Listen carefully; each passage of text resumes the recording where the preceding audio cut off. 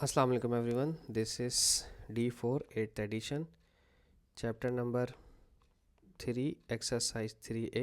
Topic है statistical data analysis का और हम करने लगे हैं इसका क्वेश्चन नंबर कौन सा है भाई, ये 6। ओके,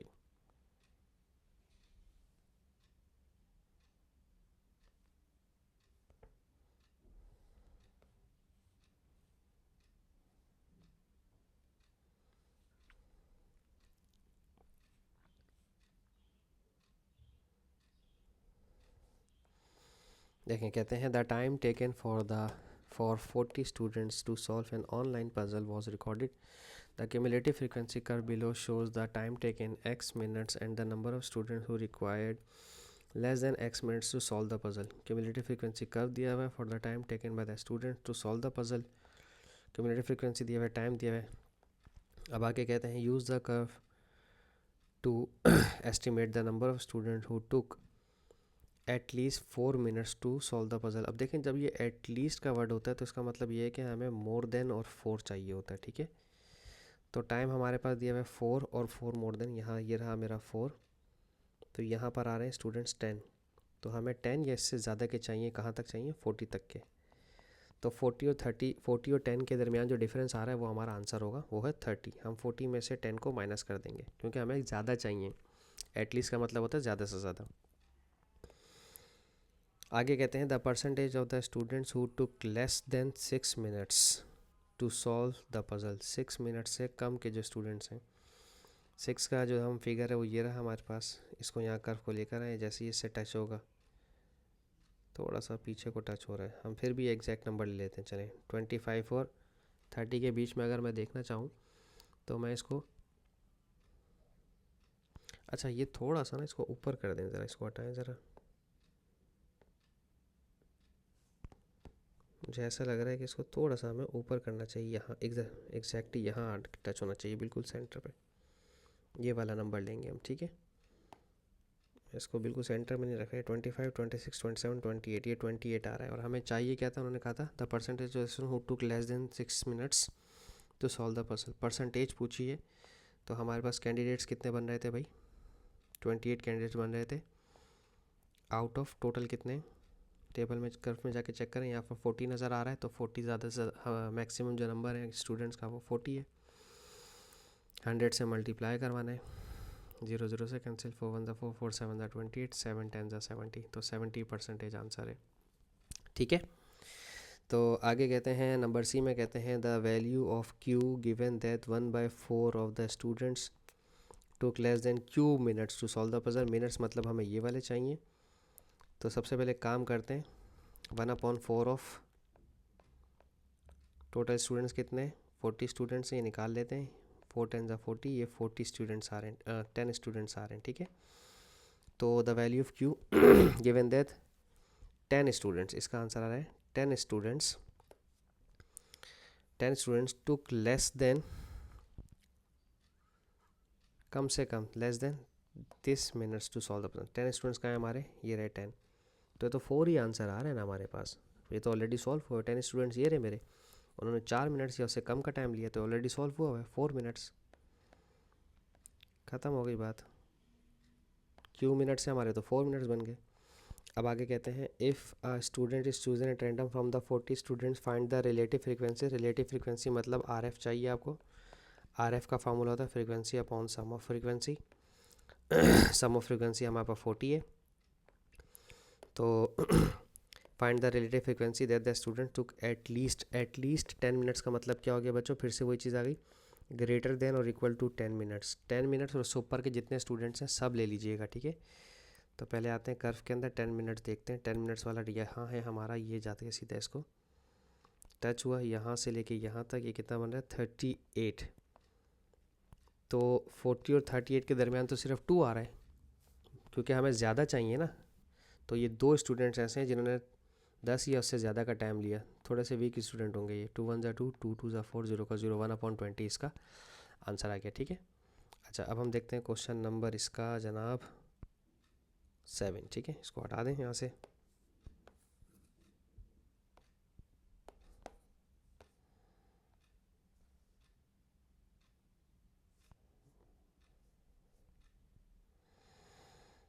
ओह सॉरी,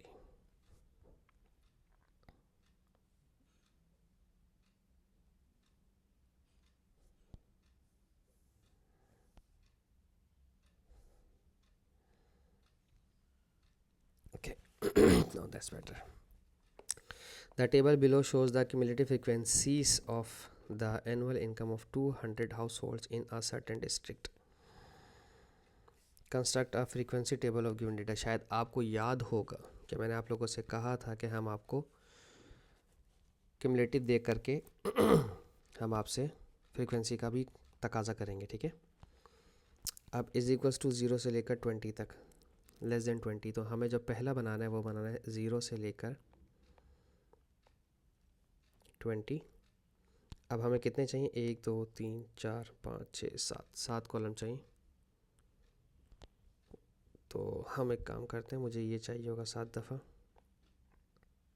ये मैं लिख लेता हूँ पहले ही।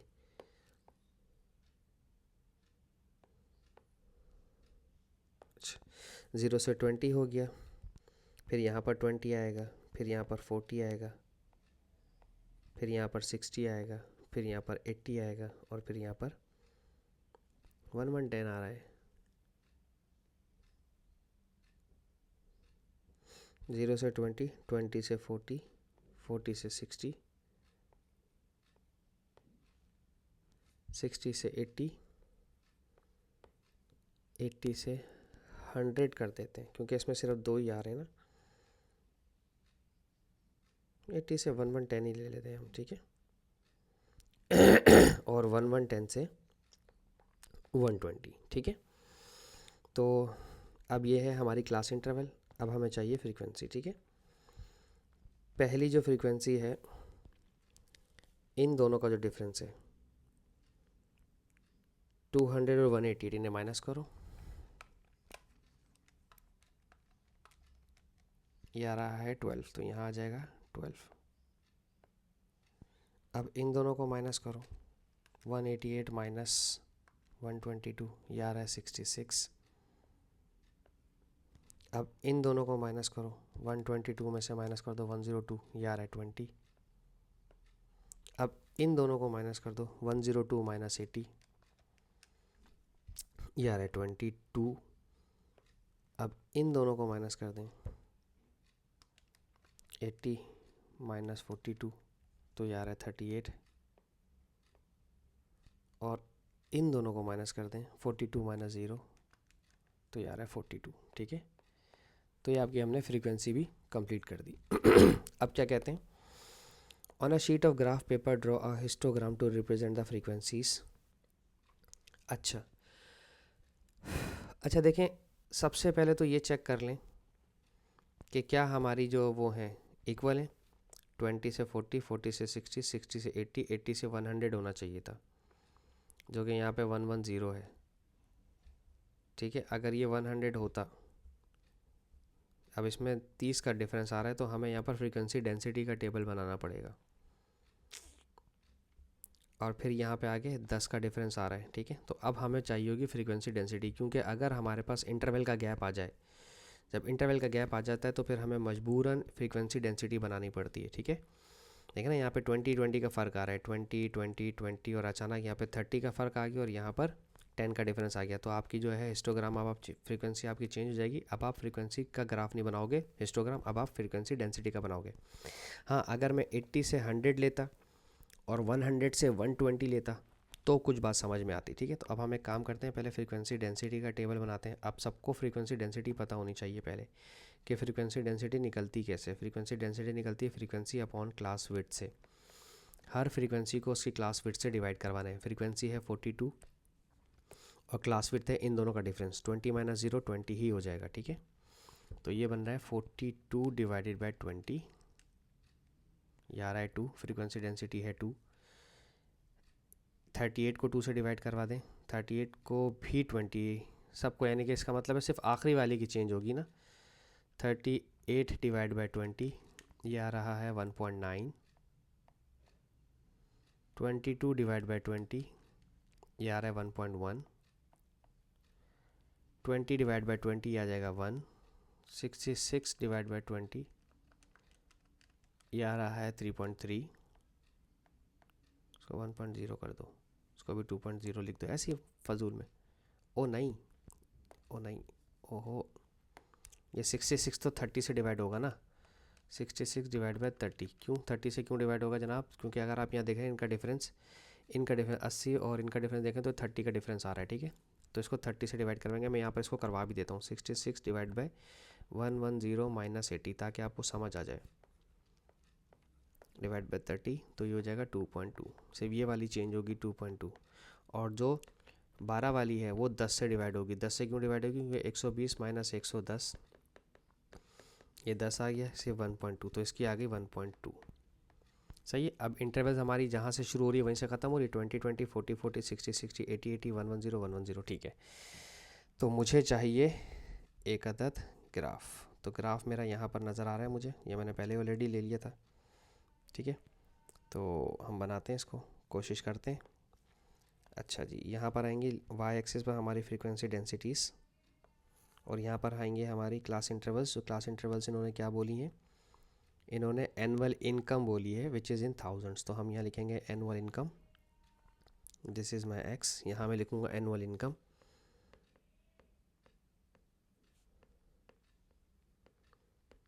ठीक है, जो कि थाउजेंड्स में है, डॉलर्स एक्स इन थाउजेंड्स, और ये मेरा वाई है जहाँ पर मैं लूँगा फ्रीक्वेंसी डेंसिटी, ठीक है। तो यहाँ हम लिख देते हैं फ्रीक्वेंसी डेंसिटी,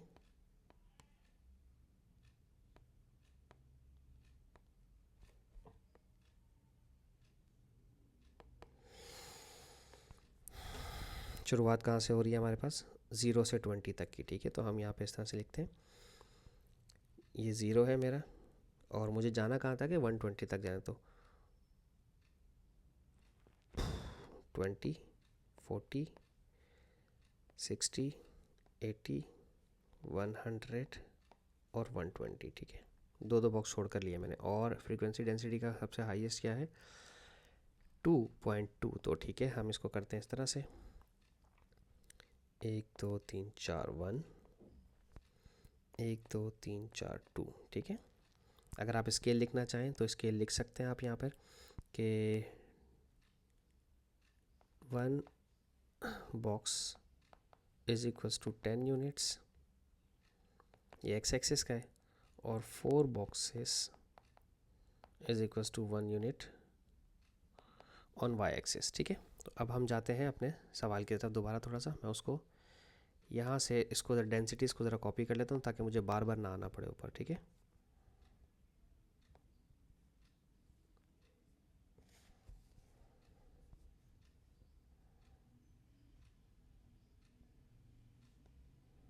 ठीक है जी, सबसे पहला है हमारा जो 20 तक का है वो है हमारा 2.0, तो यानी कि यहाँ पर आएगा ये वाला। फिर हमारा है 20 से 40 तक है हमारा 1.9, ये हमारा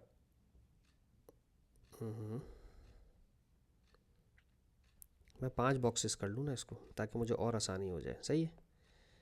इसको 5 बॉक्सेस कर देते हैं, इसको उठा के यहाँ लेके जाते हैं, 1 2 3 4 5, अब ज़्यादा बेहतर रहेगा। उधर स्केल में भी चेंज कर दें, यहाँ पे 4 बॉक्सेस के बजाय इधर कर दें 5 बॉक्सेस, ठीक है। अब 1.9 है हमारा, 1.9 कहाँ आएगा हमारा, 40 तक 1.9 हमारा यहाँ पर आ जाएगा। क्यों मैंने क्यों किया, क्योंकि यहाँ पर ये 1.2 1.4 1.6 और 1.8, अब 1.9 बिल्कुल सेंटर में आएगा। अब मैं 1.9 ले पाऊँगा एग्जैक्टली ईजिली, इसलिए मैंने ऐसा किया, ठीक है। अच्छा, इसके बाद है 1.1, 1.1 हमारा ये 1.2 के बीच में होगा, 1.1 हमारा 1.1 यहाँ होगा 60 तक। फिर हमारा है 1 जो कि यहाँ होगा 80 तक। अब है गड़बड़, ठीक है, क्योंकि अब हमारे पास 1.10 होगा जो कि यहाँ पर है 110, सही है ना। 2.2 हमारा कहाँ है भाई, 2.2 हमारा यहाँ ऊपर की तरफ होगा, तो यहाँ से हमारे पास 2.2 थोड़ा सा ऊपर की तरफ जाएगा जो कि आएगा इधर, और ये 1.10 तक जाएगा, बस ये 1.10 तक जाएगा। इसका आपको रेक्टेंगल खुद भी थोड़ा सा बड़ा नज़र आएगा, ठीक है। और फिर 1.2, फिर से 1.2 हमारा छोटा हो जाएगा एक इसका, ये हमें डिफाइन करेगा कि हमारी जो हिस्टोग्राम है वो क्लास, हिस्टोग्राम की क्लास एकदम बीच में से चेंज हो गई थी।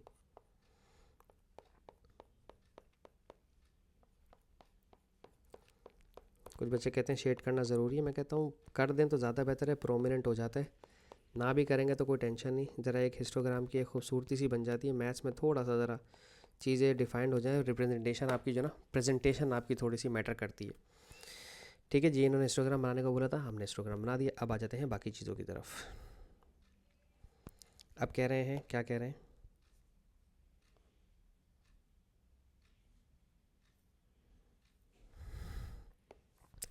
ये बन गया हमारा, ये भी हो गया, ये भी हो गया। अब आगे कहते हैं if a household is selected at random from this district, what is the interval of annual income the household is most likely to earn. हाँ, annual income is most likely to earn, ज़्यादा पैसे कौन कमा रहे हैं, most likely to earn, ज़्यादा पैसे हमारे ये वाले कमा रहे हैं।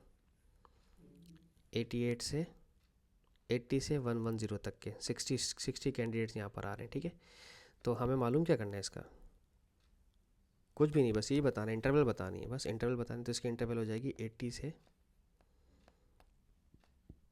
110 वाली क्लास बतानी है। What is interval, what is interval, interval बतानी थी बस। ठीक है, अच्छा आगे कहते हैं if two household are selected at random from the district, two household, find the interval frequency that the annual income of the household will be at least $200, यानी कि 20, कम से कम 20 हो और उससे ज़्यादा भी हो सकता है, और 60,000 तक आना है। ठीक है, तो यानी कि हमें ये वाले नहीं चाहिए, हमें ये वाले नहीं चाहिए, और हमें बट लेस देन 60,000, हमें ये 80 से वाले भी नहीं चाहिए, ये भी नहीं चाहिए, ये भी नहीं चाहिए, तो हमें इन दोनों के बीच के चाहिए। तो 122 माइनस 80 हमें चाहिए इन दोनों के बीच के। हाउस होल्ड एट लीस्ट 20, कम से कम 20, उससे ज़्यादा ये ले सकता हूँ, 38 ले सकता हूँ, बट लेस देन ये वाले ले सकता हूँ। कम्युलेटिव फ्रीक्वेंसी से देखो मुझे समझ में नहीं आ रहा था, फ्रीक्वेंसी टेबल से मैं आराम से बना सकता हूँ। इन दोनों को प्लस करो, 38 प्लस 22 कितना हो गया, 60, या ये 60। और मुझे क्या मालूम करनी है, रिलेटिव फ्रीक्वेंसी मालूम करनी है। तो रिलेटिव फ्रीक्वेंसी आ गई मेरे पास 60, और आउट ऑफ कितने थे कैंडिडेट्स, ये 200 थे, इन्होंने यहाँ खुद बताया हुआ है 200, 0 0 से कटा, 2 3 ज़ा 6, 2 1 ज़ा 2, 0 का 0। ठीक है, अच्छा अब क्या कहते हैं, if two households, okay, 2 households are selected random from this district, 2 चाहिए भाई। तो अगर एक आपने, फिर रुक जाए, फिर ये थोड़ी सी प्रोबेबिलिटी में चेंज हो जाएगा, 2 चाहिए। ठीक है, तो 2 चाहिए का मतलब ये है कि एक 60 वाला एक स्टूडेंट आ गया और एक और आ जाएगा, तो हो जाएगा 59 वाला। ठीक है, तो 2 चाहिए, तो पहले एक पिक कर लिया आपने, 60 में से एक पिक कर लिया, तो फिर जो बाकी रिमेनिंग है 59, उसमें से एक पिक होगा। तो अब इसको कैलकुलेटर से कर रहा हूँ मैं, 60 multiply by 59 upon 200 and 200, this is 177 और 2000। ओके, तो फिर इसमें से भी एक कम कर दो ना, ये भी तो कम होंगे, ये भी 199 हो जाएंगे। अगर ऊपर वाले कम कर रहा हूँ तो नीचे वाले भी कम करो। याद आ गया, शुक्र है मुझे ये चीज़, ये प्रोबेबिलिटी, थोड़ी सी प्रोबेबिलिटी इन्होंने ऐड कर दी इसमें। 1,777 अपॉन 1990। अब अगर किसी ने प्रोबेबिलिटी, हाँ प्रोबेबिलिटी अभी तो पढ़ के आ रहे हो आप लोग पीछे चैप्टर नंबर 2 के अंदर, मैं बिल्कुल जहन से निकल गया मेरे। ठीक है जी, इसके साथ ही मेरी वीडियो ख़त्म होती है। होप सो मैं आपको समझाने में कामयाब रहा हूँ। Thank you so much for watching my channel. अल्लाह हाफिज़।